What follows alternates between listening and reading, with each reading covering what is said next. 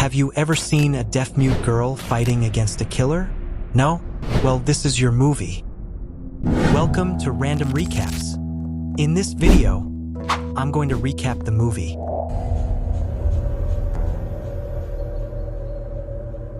A deaf-mute writer named Maddie decides to move to a country house in the woods to finish writing her new book. Maddie is cooking, although it seems like she doesn't enjoy what she's cooking. By the way, she also has a cat named Bitch. What? She has a friend and neighbor named Sarah, who visits to return the book Maddie had written. While they were talking about the book, the fire alarm goes off because Maddie burned the food. Maddie turns off the alarm and leaves it on the table.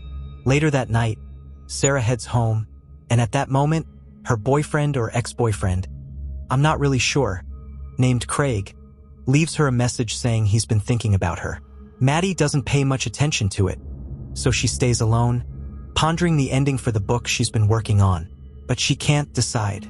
She wants to make a video call with this Craig, but she changes her mind and gets up to wash the dishes.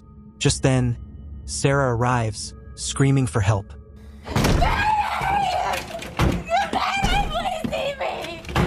But obviously, Maddie doesn't hear her. A masked man appears and stabs Sarah to death. The masked man watches Maddie and realizes she's deaf. After that, he drags Sarah's body away. Craig calls Maddie, but she doesn't pay attention to it. The masked man enters the house and watches Maddie write the ending of her book, although she still doesn't know how to finish it. Maddie's sister, Max, video calls her to check on her. While Maddie is talking to her, the masked man steals her phone. Max notices something happening behind Maddie and warns her, but Maddie just thinks it's the cat. After hanging up, she looks for her cat but can't find it, so she sits down to write again. Suddenly, she receives pictures of herself on her phone. The masked man had taken photos of Maddie while she was looking for her cat. Obviously, Maddie is terrified and realizes the door is open and that the masked man is standing outside with her phone. Maddie runs to lock the door, and then another, making the masked man say, "Well, that's it. I'm leaving." Quickly, Maddie tries to call 911, but the masked man isn't stupid, so he cuts the power. The masked man just stares at her and makes that annoying noise with the knife.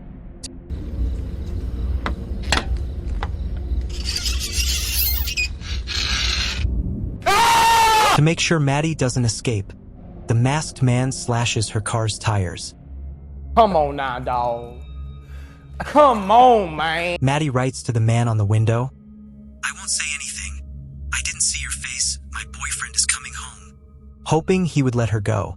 But the masked man's like, "Oh, you didn't see my face? Well, now you have, so you're screwed." Oh, come on! The crazy masked guy says he could enter at any time, but if he did, this movie would end too quickly, so he decides to play with her to torture her. Maddie decides to hide in her room. The masked man taps on the window with her friend's body just to taunt her. Maddie breaks down in tears when she realizes her friend has been killed. Maddie uses her car alarm to distract the masked man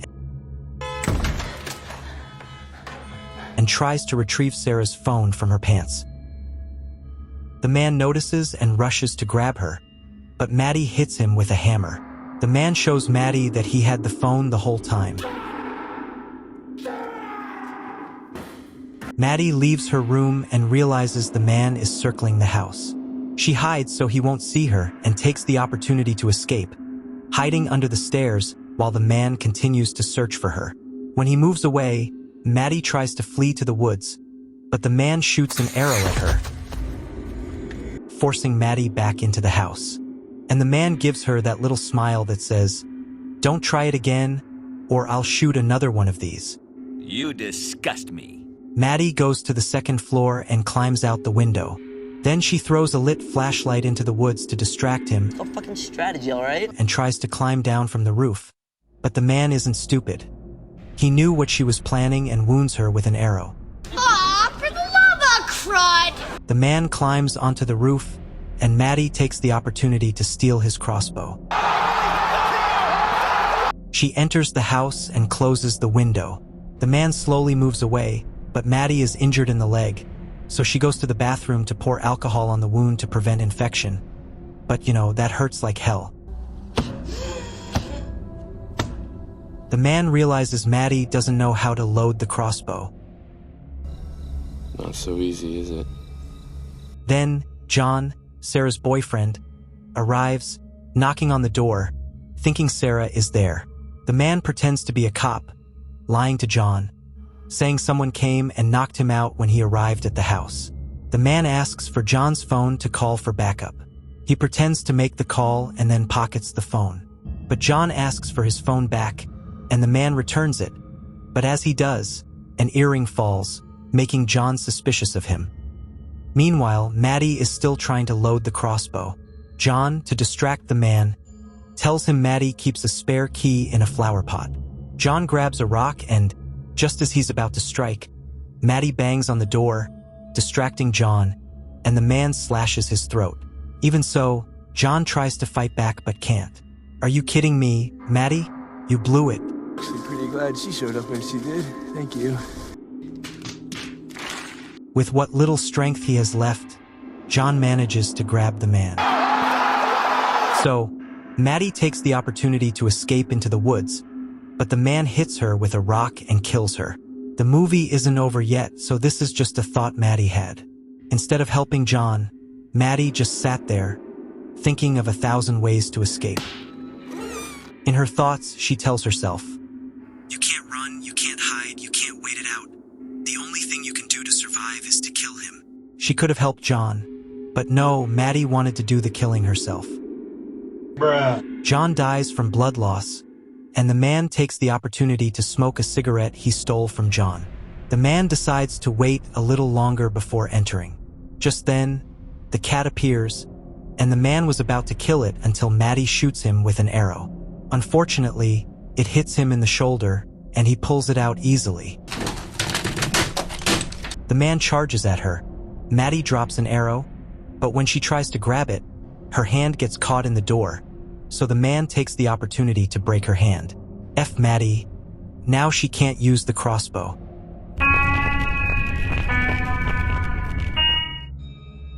The man tells her, I'm coming in. Maddie gets up, and with her own blood and her huge ovaries, she writes, "Do it, coward." The man grabs a metal rod and starts breaking the glass while Maddie quickly writes a physical description of him and a farewell message to her parents and sister, saying, "I love you, Mom, Dad, Max, I died fighting." Maddie grabs a knife and hides in the bathroom, waiting for the crazy masked guy. The blood loss makes Maddie start to drift off to sleep. Between blinks, the man had entered and was in the bathtub behind her. Maddie reacts and stabs him before he can stab her.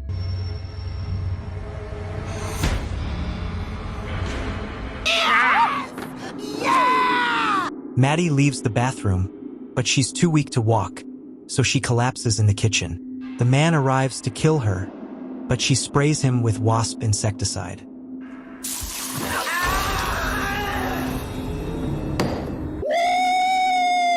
Yeah, baby! Then she activates the fire alarm she had left on the table. Maddie uses the alarm to disorient him, and the final fight begins. Maddie versus the crazy masked guy. Fight! The man chokes Maddie and bangs her head. Maddie starts remembering her life, and just when we thought Maddie was going to lose, she manages to reach the corkscrew and stabs the man in the neck.